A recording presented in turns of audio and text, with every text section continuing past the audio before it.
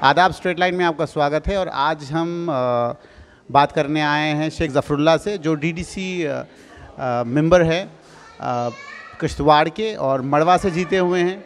उनके बारे में आपको पहले ही मालूम है और आज हम उनसे बात करेंगे कि उनके इलाके में किस तरीके की डेवलपमेंट्स हो रही है और आने वाले वक्त में मड़वा के लोग क्या क्या नया देखेंगे।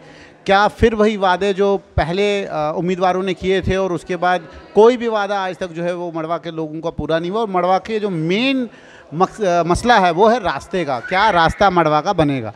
शेख ज़फ़रुल्लाह जी से रूबरू होते हैं। आपका स्वागत है straight line. Thank you. Zafarullah ji, सबसे पहले जो मड़वा के लोग सुनना चाहते हैं वो ये सुनना चाहते हैं कि क्या मड़वा के लोग आने वाले वक्त में रास्ता जो कि मड़वा के लिए गेटवे बनेगा, क्या वो रास्ता उनको मिलेगा आपके दौर में? जी, सबसे पहले आपका शुक्रिया। आपका सवाल है कि क्या आने वाले दिनों में, आने वाले सालों में क्या मड़वा को रास्ता मिलेगा? यकीनन मिलेगा, और ये हमारा एक डेमोक्रेटिक राइट है। हमारे लोगों ने जब से वोट किया है उनको बहुत पहले ये हक मिलना चाहिए था, लेकिन बदकिस्मती की बात है कि शायद कोई आवाज़ नहीं बना, शायद कोई इस इशू को सही से किसी अच्छे प्लेटफॉर्म पे रेज़ अप नहीं किया, जिसकी वजह से 70 साल के बाद भी हमें रास्ते से मतलब महरूम होना पड़ा। लेकिन आज मैं यकीन दिलाता हूँ अपने लोगों को कि रास्ता बनेगा। जब मेरे लोगों ने मुझे चुना है, इसीलिए चुना है, मैंने अपने लोगों से सड़क की बात की है, बिजली की बात की है, रोज़गार की बात की है, टूरिज़म की बात की है, बिजली की बात की है, टेलीकम्युनिकेशन की बात की है।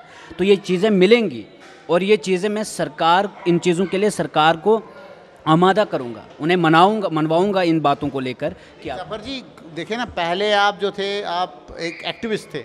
तो एक्टिविज़म में क्या होता है कि आप सरकार के ख़िलाफ़ बोलेंगे, सरकार के ख़िलाफ़ प्रोटेस्ट करेंगे, लेकिन जब एक्टिविज़म ख़त्म हो जाता है, आपको वो जगह मिल जाती है जिस जगह पे आप कुछ कर सकते हैं, सरकार के बराबर कुर्सी पे बैठ के बात कर सकते हैं। उसके बाद अगर काम ना बने आने वाले वक्त में, तो वही लोग जो जिताते हैं वो उस कुर्सी से उतारते भी हैं। बिल्कुल, ये बात हकीकत है कि, और यही तो जमहूरियत की एक खूबसूरती है कि अगर आप लोगों का काम नहीं करते हैं तो लोग आपको फिर कुर्सी से उतारते हैं। और मैं उस चीज़ में स्ट्रांगली बिलीव करता हूँ कि ऐसा होना भी चाहिए, ताकि कोई भी इस तरह की हिमाकत ना करे जीतने के बाद कि वो सोया रहे।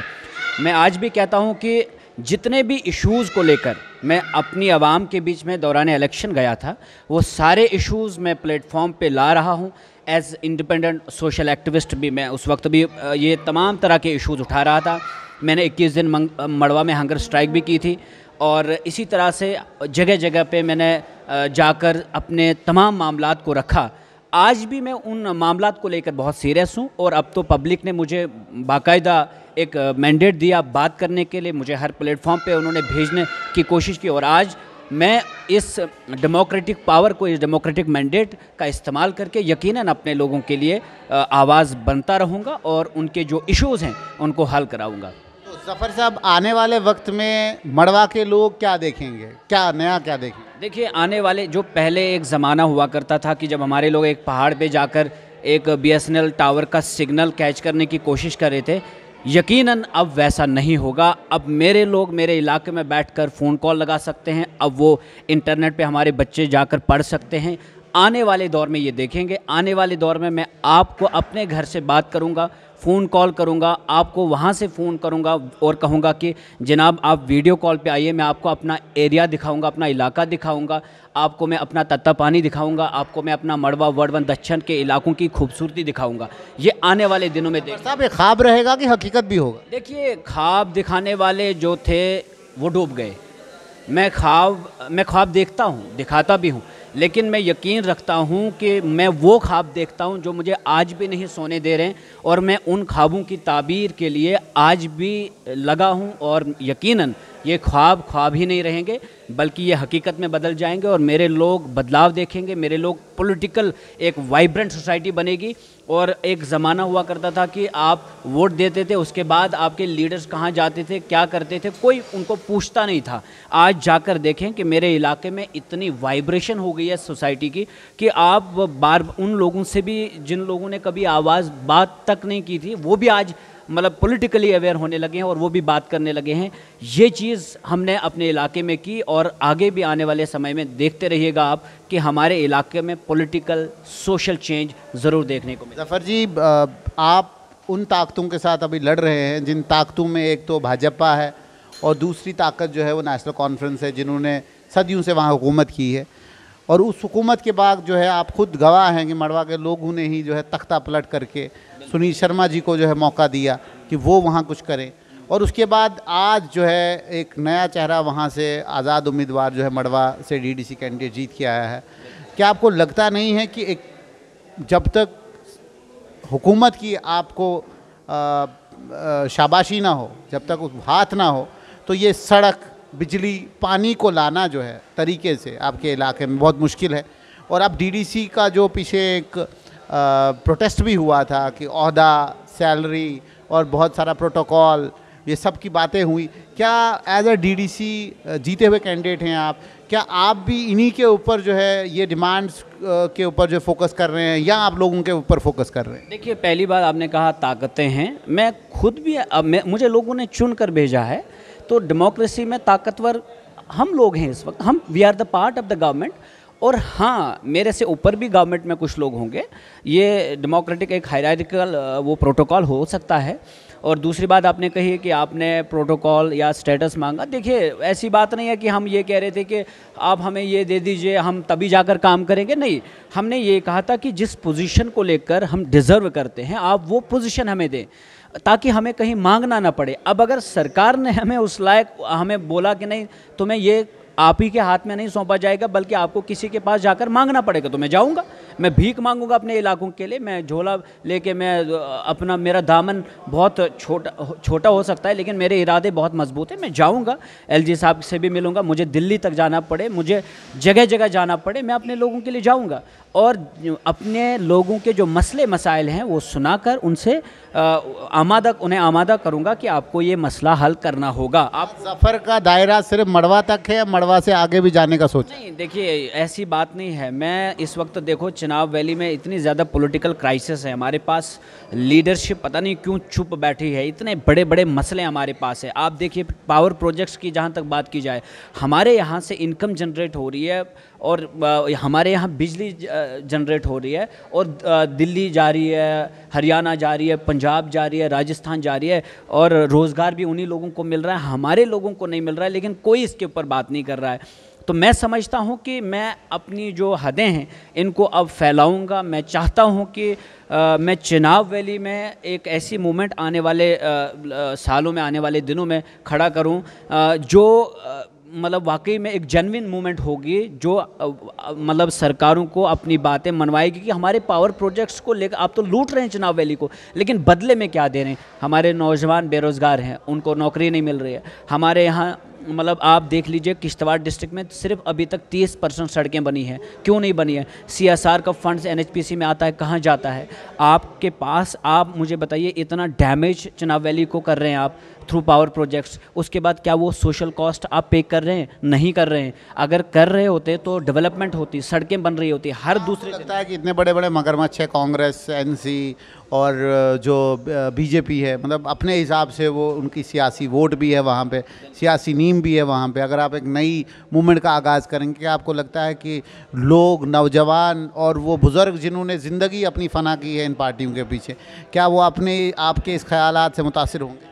देखिए, नौजवान चिनाब वैली का बहुत तंग आ चुका है, कोई इनके पीछे नहीं जाना चाहता। हाँ, ये जब आपकी आवाज़ नहीं बनेगी तो यकीनन नौजवान भी इनके पीछे चलने के लिए अब तैयार नहीं होगा। मैं यकीन से कहता हूँ कि जिस वक्त मेरी आवाज़ चिनाब वैली में गूंजने लग जाएगी तो चिनाब वैली का सारा नौजवान मेरे साथ आएगा, मुझे ये यकीन है। और मैं आप ही के माध्यम से चिनाब वैली के नौजवान को ये संदेशा देना चाहता हूँ, ये पैगाम देना चाहता हूँ कि देखिए, मैं आपकी तर्जुमानी कर रहा हूँ, आप मेरा साथ दें, यकीनन इनका कॉलर पकड़ा जाएगा। ये जो पुराने, जिस तरह आपने कहा कि मगरमच्छ हैं, बेशक हैं, ये बड़े ताकतवर लोग हैं, पैसा इनके पास है, इनके पास सारा इंफ्रास्ट्रक्चर है, इनके पास गाड़ियाँ हैं, इनके पास पार्टीज़ हैं, इनके पास बैंक बैलेंस है, लेकिन इनके पास एक फोर्स है।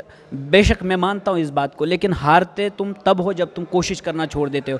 मैं आखिरी मेरी सांस तक जब तक ज़िंदा हूँ तब तक इनके खिलाफ़ बोलूँगा, तब तक इनको एक्सपोज करता रहूँगा, अपने चुनाव वैली की आवाज़ बनता रहूँगा। एक ज़िंदगी है, एक ही बार मिले। आपके ऊपर एलिगेशन लगाए गए कि आप बहुत सारी सियासी पार्टियां, कभी अपनी पार्टी ज्वाइन करें, कभी कहीं पे, क्या आप आने वाले वक्त में किसी सियासी तंजीम या किसी सियासी आइडियोलॉजी के साथ आपका कहीं मेल जोल है? देखिए, मुझे इल्ज़ामात लगाने से किसी की सियासत चल सकती है, लेकिन मुझे मेरी हकीकत को, वो हकीकत मेरी, ये हकीकत नहीं है। हकीकत तो ये है कि मैं एक इंडिपेंडेंट वॉइस हूँ, ठीक है, और ये इल्ज़ामात, इससे इनकी सियासत चलती है। और यही नहीं, क्या ज़फ़र आगे किसी सियासी पार्टी को ज्वाइन करें? देखिए, वो वक्त फैसला करता है, लेकिन फ़िलहाल देखिए मैं एक इंडिपेंडेंट वॉइस हूँ। आप मुझे बताइए क्या मिलता है इन पार्टीज़ में जाकर, क्या मिलता है आपको? कोई, इतने सारे नौजवान भी गए इन पार्टीज़ में, मिलता क्या है? फलां साहब के पीछे चलना होगा आपको तभी आप इस पार्टी में आओ, फलां साहब के पीछे आप जिंदाबाद का नारा लगाओ तभी आपको ये।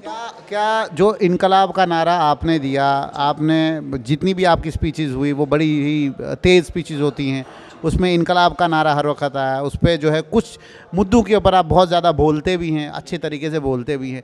क्या आने वाले वक्त में उस विचारधारा के नौजवान आपको मिलेंगे, लोग मिलेंगे जो आपकी इस मूवमेंट के साथ जुड़ने की कोशिश करें? बहुत सारे ऐसे नौजवान हैं जो बोलना चाहते हैं लेकिन उनको कोई प्लेटफॉर्म नहीं मिल रहा है, जो बोलना चाहते हैं लेकिन डरे हुए हैं, और मैं उनके उस डर को बाहर निकालूंगा। यकीनन उनको मैं आवाज़ दूंगा। और मैं ये कहता हूँ कि मैं इसलिए ज़िंदा हूँ कि मैं बोल रहा हूँ, दुनिया किसी गूंगे की कहानी नहीं लिखती। यकीनन आप जब बोलने लग जाएंगे, चुनाव वैली का नौजवान जब बोलने लग जाएगा ना, तो ये सारे मगरमच्छ इनको सुनना पड़ेगा। और यकीनन आप देखेंगे आने वाले वक्त में कि यकीनन हमारी आवाज़, हमारी मूवमेंट, हमारी तहरीक बढ़ेगी, मजबूत होगी, और हम सही आईना दिखाएंगे लोगों को कि किस तरह से हमारे लोगों ने हमें बर्बाद किया है। जो ये सियासी लोग हैं, कभी आवाज़ नहीं उठाए, बस अपनी ही सियासी कुर्सी के आसे पास घूमते आए हैं पिछले कई सालों से। अब देखिए क्या हालत है, इसी वजह से मड़वा, वड़वन, दच्छन, पाडर, नागसेना, पलमाड़, ये सारे इलाके आप जाकर देख लीजिए, गली कूचे में वीरानी है। कोई मुलाजिम ड्यूटी पे वक्त पे नहीं आता। किस तरह की मतलब डिपार्टमेंट्स ऐसे वो राम फर्क पड़ा? आप जब डीडीसी में कुछ फ़र्क पड़ा है ग्राउंड पे कुछ हिलजुल हो रही है? मेरा तो साफ संदेशा है ये तमाम डिपार्टमेंट्स को कि नो कंप्रोमाइज़ एट ऑल। ये कमीशन के ज़माने नहीं है। मुझे आपका पैसा नहीं चाहिए, मुझे आपकी ईमानदारी चाहिए। आप रिस्पॉन्सिबल सिटीज़न हो, आप एक रिस्पॉन्सिबल टीचर हो, आप एक रिस्पॉन्सिबल जेई हो, आप एक रिस्पॉन्सिबल एक्सन हो, आप एक रिस्पॉन्सिबल प्रोफेसर हो, आप रिस्पॉन्सिबिलिटी को लें। और अगर आप नहीं लेंगे तो इस वक्त ऐसे ऐसे कानून आए हैं, डेडवुड में डाल देंगे। जो अभी, या जो ड्यूटी पे नहीं आना चाहते हैं, घर में आराम करना चाहते हैं, तो रिज़ाइन करें। घर पे बैठने से फिर आपको कोई छेड़ेगा नहीं। लेकिन जब आप मतलब कंप्लीट गवर्नेंस की बात कर रहे हैं, टोटल गवर्नेंस की बात कर रहे हैं ग्राउंड पे। जब तक गवर्नेंस टोटल तरीके से नहीं आएगी, जब तक मुलाजिम मुलाजमत नहीं करेगा प्रॉपर, तब तक जो है बदलाव कहीं दिखेगा। यकीनन देखिए, जब तक ना मुलाजिम अपनी ड्यूटी देगा, स्कूल में अगर टीचर नहीं जाता है, बच्चा कैसे पढ़ेगा? और बच्चा नहीं पढ़ेगा तो बदलाव कैसे आएगा? और हमारे इलाकों में टैलेंटेड बच्चे हैं, बहुत ज़हीन बच्चे हैं, लेकिन उनके पास टीचर नहीं आएगा तो वो कैसे उस टैलेंट को बाहर निकालेंगे? वहाँ कोई स्पोर्ट्स का कोई मसला, कोई मतलब स्पोर्ट्स का लगता है कि किश्तवाड़ के लोग, खास उनके, आप मड़वा से हैं, किश्तवाड़ के लोग भी ऐसे नौजवान को देखते हैं कि भाई जो आए उनकी बात करे, उनकी नुमाइंदगी करे। क्योंकि देखा गया है किश्तवाड़ के लोगों का कि वो जो है ज़्यादा जो है कम्युनल पॉलिटिक्स वहाँ पे दिखती है। ये मेरा आखिरी सवाल आपसे है कि आने वाले वक्त में क्या एमएलए किश्तवाड़ के लिए भी आप कंटेस्ट करेंगे कि या आपकी बाउंड्री जो है वो सीमित है? आपने कहा किश्तवाड़ के लोग जो हैं कम्युनल, किश्तवाड़ के लोग नहीं कम्युनल कह रहा हूँ कम्युनल पॉलिटिक्स वहाँ पे खेली जाए। कम्युनल पॉलिटिक्स, वो दो बड़े दिग्गज नेता जो वहाँ, अब मैं कहते हैं ना कि राज को राज ही रहने दो, अगर आप ऐसे इशारों में समझ लो। आपसे पूछ रहा हूँ कि आने वाले वक्त में अगर चुनावी समीकरण में ये आया कि अब एमएलए के इलेक्शन, असेंबली इलेक्शन आए गए, तो क्या आप उसमें पार्टिसिपेट करें? अभी मैं डीडीसी मेंबर हूँ, अगर एज डीडीसी मेंबर डिलीवर अच्छे से कर पाए तो क्यों नहीं, मेरा हक है। जमहूरियत में मेरा, हम आपका भी हक है, आप भी लड़िए, मैं भी लड़ सकता हूँ, आप भी लड़ सकते हैं, कोई भी लड़ सकता है। जो क्राइटेरिया, जो मेन नारा होगा आने वाले वक्त में आपका, वो नारा क्या हो? नारा देखिए, हिंदू और मुसलमान एक हो जाओ। हिंदू और मुसलमान के बेस पे जो भी सियासत करता है उसको धुतकारो, उसको मत एक्सेप्ट करो। जब गाड़ी एक्सीडेंट में नीचे खाई में उतरती है, राम भी मरता है, रहीम भी मरता है, रमज़ान भी मरता है, रमेश भी मरता है, सारे लोग मर जाते हैं। अस्पताल में आपकी डेड बॉडीज सबकी ही निकलती हैं। हाँ, सोशल वेलफेयर की स्कीम्स का फ़ायदा आप सबको नहीं मिलता है। मनरेगा के जॉब कार्ड्स आप सबसे चुराए जाते हैं। कमीशंस ये कुछ लोग गिन मिल कर खाते हैं, वो हिंदू का भी खाते हैं, मुसलमान का भी खाते हैं, सिख का भी खाते हैं। Stop this politics. इस पॉलिटिक्स में बिलीव करना ही छोड़ दीजिए। जब मैं मस्जिद खुद बनाता हूँ तो मुझे लीडर की क्या ज़रूरत है इसमें? जब आप मंदिर खुद बनाते हैं तो लीडर की क्या ज़रूरत है इसमें? इस कम्युनल लाइन पे जो भी पॉलिटिक्स करता है उसको छोड़ दो, उसको अपने उस पे छोड़ दो, उसको वोट कतई भी मत करो। सड़क की बात करो, बिजली की बात करो, रोज़गार की बात करो, टूरिज़्म की बात करो, इंफ्रास्ट्रक्चर डेवलपमेंट की बात करो। अगर ये चीज़ें इस बेस पे आपने वोट किया, यकीन जानिए न सिर्फ किश्तवाड़ बल्कि पूरा जम्मू कश्मीर इतना खूबसूरत जम्मू कश्मीर बनेगा कि एक मॉडल होगा ये। पूरी दुनिया से यहाँ लोग आएंगे, बोलेंगे वाह, वाकई में अगर कोई जगह है डेवलप्ड है तो वो ये है। नहीं तो आप देखेंगे कि पैसा वोट लेते हैं मज़हब के आधार पर, फिर जब हम देखते हैं कि किश्तवाड़ का 70 साल के बाद भी ड्रेनेज सिस्टम ठीक नहीं हुआ, 70 साल के बाद भी एक टॉयलेट कम्प्लेक्स तक नहीं है कहीं सिटी में, कि गांव देहात से जब लोग उधर आते हैं, हॉस्पिटल जाते हैं, अगर कभी कभार किसी को वॉशरूम जाना होता है, वॉशरूम नहीं है वहाँ पर। आप देख रहे हैं कहीं आप गंदगी नहीं है, गंदगी साहब आपका मेन जो है वो अभी जो फोकस है वो डेवलपमेंट के ऊपर है और आने वाले वक्त में इस पे ही आप ज़्यादा फोकस करेंगे? बिल्कुल, मैं डेवलपमेंट की ही बात करूँगा। जब ये हिंदू मुसलमान की बात हुई तो तबाह हो गए सब लोग। इसलिए मेरा फोकस है सड़क, बिजली, रोज़गार और स्कूल्स, कॉलेज। आपको लगता है कि इन चीज़ों के ऊपर लोग आपको चुनेंगे? लोग चुनेंगे, क्यों नहीं चुनेंगे? लोग तंग आ चुके हैं अब ये नैरेटिव्स जो बिल्डअप किए जाते हैं ना आसे पासे, आपको जज्बाती बनाया जाता है। आप मुझे देखिए, किश्तवाड़ में हिंदू मुसलमान का झगड़ा होता है, मड़वा में लोग जज्बाती हो जाते हैं। भाई ओ मड़वा के लोगों, आपके पास सड़क नहीं है, आपके पास बिजली नहीं है, वो कब मिलेगी फिर आपको? अगर आप मजहबी लाइन पे, आप पार्डर में देखो, पार्डर में मतलब सीना तान के निकलते हैं भाई उधर किश्तवाड़ में। अरे भैया आप मुझे बताओ कि आपके पास सड़क नहीं है, आपके पास टूरिज़्म का पोटेंशियल है, वो नहीं दिया, आपके इलाकों को बंद करके रखा है। किश्तवाड़ सिर्फ किश्तवाड़ एक छोटी सी जगह नहीं है, किश्तवाड़ में मड़वा पड़ता है, वर्धवन जैसी खूबसूरत जगह है, दक्षिण जैसी खूबसूरत जगह है, नागसेनी, पाडर, पलमार, ठाकराई, इन इलाकों को एक्सप्लोर करना है। ये है हमारा किश्तवाड़, और इस किश्तवाड़ में टूरिज़्म का इतना बड़ा पोटेंशियल है, उसको एक्सप्लोर करना है। आने वाले वक्त में हम देखेंगे कि Kishtwar development authority, district development commissioner जो आपके डीडीसी हैं, वो कहीं ना कहीं तवज्जो देंगे टूरिज्म के, बनाएंगे। मैं उनसे बात करूंगा बार बार। मैं इसीलिए आया हूं, और मैं शुक्रिया अदा करता हूं अपने लोगों का कि जिन्होंने एनसी का पैसा ठुकराया, बीजेपी का डंडा ठुकराया, मार धाड़ पकड़ धक्कड़ ठुकरा, सब फेस किया। और शेख ज़फ़र जैसे इंसान को, जिसके पास पैसा नहीं, मेरे घर में चाय तक नहीं मिली उनको बेचारों को, तो उन्होंने मुझे जिताया। इतना एहसानमंद हूँ मैं उनका कि उन्होंने मेरी आवाज़ को अप्रिशिएट किया, मेरे एफ़र्ट्स को उन्होंने अप्रिशिएट किया और अंडर एस्टिमेट नहीं किया, और आज मुझे डीडीसी मेंबर बनाया। मैं अपने लोगों के लिए, और न सिर्फ मेरे लिए मड़वा में दुआएं हो रही थी, बल्कि वर्धवन, दक्षिण, पाडर, नागसेना, किश्तवाड़, डोडा, बलेसा, रामबन, कहाँ मेरे लिए दुआएं नहीं हो रही थी कि ए अल्लाह इस नौजवान को कामयाबी दे। तो आज मेरे साथ लोगों की दुआएँ हैं और लाखों दिल जुड़े हुए हैं शेख ज़फ़र के साथ। पहाड़ों को तोड़ कर आगे निकलेंगे और किश्तवाड़ की डेवलपमेंट कराएंगे इंशाल्लाह। ये थे हमारे साथ शेख ज़फ़र, जिनने एक खूबसूरत बात ये कही कि दिल लोगों के इनके साथ जुड़े हुए हैं, और सबसे बड़ी बात है कि जज्बात नौजवान में होते हैं वो दिख रहे हैं इस लीडर के। हम तवक्को करेंगे कि आने वाले वक्त में ऐसे लीडर जो है उभर के आगे आए, और हम इसी तरीके से ऐसे ही नए नौजवानों के साथ आपको रूबरू करवाते रहेंगे। जुड़ते रहे स्ट्रेट लाइन।